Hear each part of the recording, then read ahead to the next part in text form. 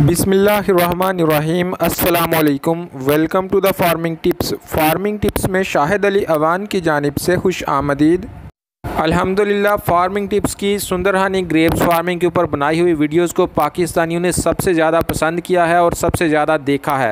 लाखों व्यू होने के बाद फार्मिंग टिप्स ने आपके फीडबैक और सवालों जवाब के ऊपर एक मज़ीद नई वीडियो बनाई है। ये वीडियो आपकी खिदमत में पेश करने जा रहा हूँ। इस वीडियो में हमने सुंदरहानी ग्रेप्स फार्मर से पूरे पाकिस्तान में सुंदरहानी अंगूरों की काश्त के हवाले से सवालों जवाब किए हैं। सुंदरहानी अंगूरों की काश्त के सिलसिले में बुनियादी से बुनियादी मालूमात यानी गड़ा खोदने से लेकर कलम दबाने तक और फिर उससे फ़रूट हासिल करने तक और उससे नफ़ा कितना हासिल होता है, ये सारी मालूमात इस वीडियो में हासिल की गई हैं। अगर ये तमाम मालूमात आप अच्छे तरीके से जानना चाहते हैं तो आपको वीडियो एंड तक देखना होगी।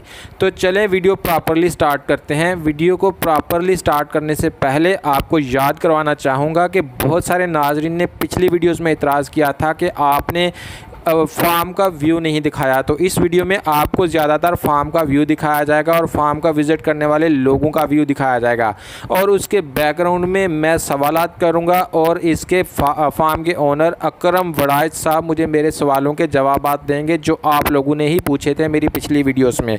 पिछली वीडियोस के लिंक मैं इस वीडियो के टॉप पे शेयर कर दूँगा। आप इन पिछली वीडियोज़ के लिंक डिस्क्रिप्शन में भी देख सकते हैं। अंकल का फ़ोन नंबर इस वीडियो में भी मौजूद होगा और डिस्क्रिप्शन में भी मौजूद होगा।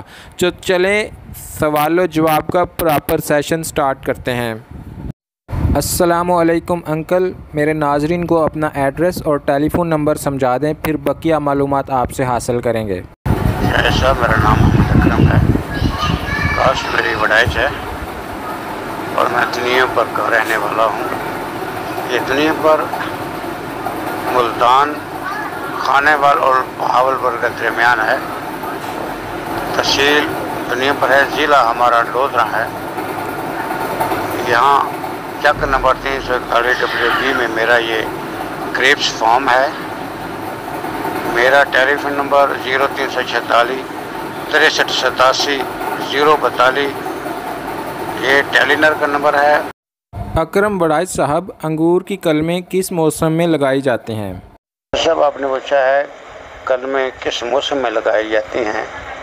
तकरीबन जितने बागबान हैं अंगूर के तो सबको इल्म है कि जब बाग अंगूर के किसी भी बाग की प्रूनिंग होती है दिसंबर में और जनवरी की 25 तारीख तक तमाम बागबान की कोशिश होती है कि हम इसकी प्रूनिंग कर लें, काट छांट कर लें, ताकि आगे से इसका जो रूट चलता है 25 जनवरी के बाद इसकी अगर कटिंग करेंगे तो इसकी एनर्जी जो है वो ज़ाय होगी, यानी उसे पानी बहना शुरू हो जाएगा।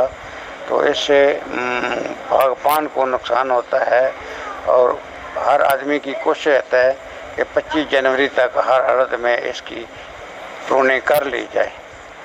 इस मौसम में ही जब प्रूनिंग करेंगे तो उसी शाखों से कलमें बनती हैं, वही ज़मीन पे काश्त होती हैं।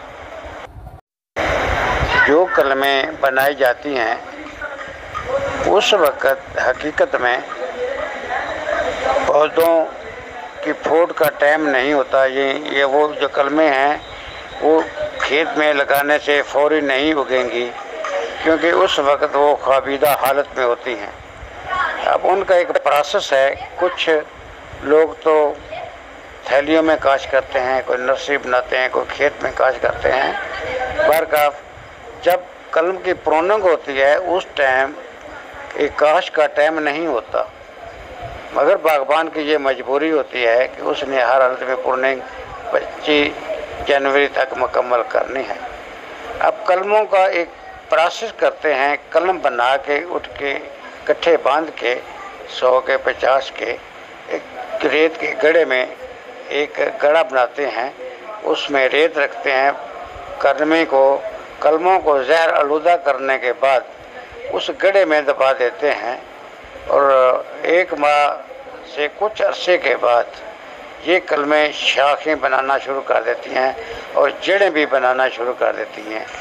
और उसके बाद उसको निकाल कर चाहे कोई शापर में लगाए या खेत में लगाए या ज़मीन में नस्सी क्यारी बनाकर लगाए तो 1 माह से ज़्यादा अरसा के बाद ये कलमें जड़ बनाना शुरू कर देती हैं। और जो दूसरी साइड पे होती है फोट करने वाली, वहाँ भी जिस तरह कमात का सम्मा होता है वहाँ की आँख बना लेती है। और उसके बाद ये लोग इसको ज़मीन में या क्यारी में लगा लेते हैं। और चंद ही हफ्तों के बाद थोड़ा टेम्परेचर भी उस वक्त ठीक हो जाता है और तमाम दरख्त जो है कौंपलें निकालना शुरू करते हैं। ये कलमें भी उस वक्त कौंपलें निकालना शुरू करती हैं। तो ये कलम लगाने का प्रोसेस इस तरह इसका मुकम्मल होता है। अंकल ये बताइए कि कलम लगाते वक्त ज़मीन की तैयारी के हवाले से किन बातों का ख्याल रखना चाहिए कि कलम सूखे ना और चल पड़े? पौधा लगाते वक्त कोशिश ये होनी चाहिए, पहली तो बात यह है कि ज़मीन हमवार हो, इसको लेज़र किया जाए ताकि एक लंबा फसल है। बाद में पानी लगने से अप डाउन तो हो जाएगा रकबा, किसी जगह भल आ जाती है किसी बिना पे, और कुछ अरसे के लिए ये आपको फ़ायदा भी देगा, नुकसान नहीं देगा। कि ज़मीन का हमवार होना एक अच्छी बात है। दूसरी बात है कि जब ज़मीन में ये लगाएंगे तो छोटा सा गड्ढा बना लें, उसकी मिट्टी बाहर निकाल दें। और अगर मिट्टी सख्त समझते हैं आप तो उसमें थोड़ी सी भल मिला लें या रेत मिला लें ताकि वो ज़मीन जब पौधा लगने के बाद पानी लगता है, बाद ज़मीनें फट जाती हैं, इसको हम पंजाबी में पाट कहते हैं, पाट जाती हैं ज़मीनें। जमे हुए पौधे को जब ज़मीन ये फट जाती है तो हवा लगने से भी पौधे सूख जाते हैं। और इन पौधों को अद्वियात ज़हर-आलूदा करते रहना चाहिए क्योंकि इनको दीमक भी बहुत लगती है और फंगस भी लगती है। फंगस के लिए ज़हर-आलूदा इनको करना चाहिए ताकि फंगस का कंट्रोल हो। पौधा कलमें मैच्योर हों तो काफ़ी हद तक ये इनकी जर्मिनेशन होती है। अब जर्मिनेशन के बाद मैंने अक्सर नोट किया है कि मालिक की लापरवाही या सुस्ती या उसकी सूझबूझ ना होने की बिना पे बहुत पौधे मर जाते हैं। कलम लगाने वाले को उसके लिए पूरा एक्टिव होना चाहिए, पूरा तैयार होना चाहिए। तमाम उसके मसाइल जो है उनको महकमा ज़राअत से या कुछ माहिरीन से गाइडलाइन लेनी चाहिए। जो अंकल ये बताइए कि 1 एकड़ में कितने पौधे लगाए जा सकते हैं और एक रो में 2 पौधों के दरमियान कितना फासला रखना चाहिए और 2 रोज़ के दरमियान कितना फासला रखना चाहिए? 1 एकड़ में कितने पौधे लगाने चाहिए? पौधे जो हैं मैंने 1600 पौधा पर एकड़ काश किया है। ये पौधा 4 फुट है और रो से रो 7 फुट है। इस तरह मैंने लगाए हैं। लेकिन ये हर से आखिर कोई बात भी नहीं कि जो अपनी मनपसंद का पौधा लगाना चाहे साइज जो भी रख ले, 8 फुट रख ले, 9 रख ले, रो से रो 10 फुट तो खैर बहुत बड़ी जगह बन जाती है। इस तरह ये मैक्सिमम 32 रो एकड़ में लगती हैं। पौधों की तादाद कम हो जाती है और औसत भी इससे कम बनती है। बहरकैफ लगाने वाले पे डिपेंड करता है वो क्या पसंद करता है। अंकल ये बताइए कि सुंदरहानी ग्रेप्स फार्मिंग में फ़ी एकड़ पौधों की शरह अमवात क्या है, यानी कितने फ़ीसद पौधे मर जाते हैं? बाकी शरह अमवात जो पौधों की है, हर जिंदा चीज़ को मौत होती है। कलमों की तकरीबन ज़्यादा अमवात होती है और पौधों की अमवात कम होती है। तो पौधे होते तो सारे कलम से बनते हैं या किसी ने और दाब सिस्टम में पौधा बनाया। तो जिस नस्ल की बीज नहीं होता कलम से पैदा होता है वो ऐसे कलमों से ही बनता है। तो जब नस्ल आ जाती है तो फिर उसमें आदमी की केयर है, कोई 70% कामयाबी होता है, कोई 80% कामयाब होता है, कोई 50% कामयाबी होता है, कोई इससे रेशो कम भी आ जाती है, कोई 0 पे भी आ जाता है। ऐसी भी बात नहीं कि वो देखभाल आदमी ना करे। इसको इब्तदाई स्टेज पे बहुत फंगस लगती है और बहुत इसको दीमक लगती है। इन दो चीज़ों पे कंट्रोल करना इंसान के लिए इंतहाई ज़रूरी है, और जिसने इन दोनों चीज़ों पे कंट्रोल कर लिया वो कामयाब हो गया। पहली दफ़ा अंगूर का बाग लगाने के लिए फ़ी एकड़ कितना खर्चा आ जाता है अंकल जी? आदमी पे डिपेंड करता है, कोई ज़्यादा खर्चा कर लेता है, कोई कम खर्चा कर लेता है।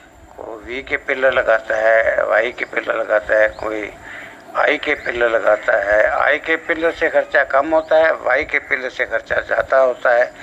लेकिन वाई का पिलर ज़्यादा शूट करता है इसको, अंगूर को, क्योंकि उसकी जो शाखें हैं वो वाई से जब बाहर निकलती हैं तो गुच्छे ज़मीन की जानब लपकने शुरू कर देते हैं, तो उनसे वो फल खूबसूरत भी होता है, वाज़े नज़र आता है, बर्दारी में भी सहूलत रहती है, और उसको बीमारियों से भी कम बीमारियां लगती हैं, क्योंकि उसको हवा लगती रहती है।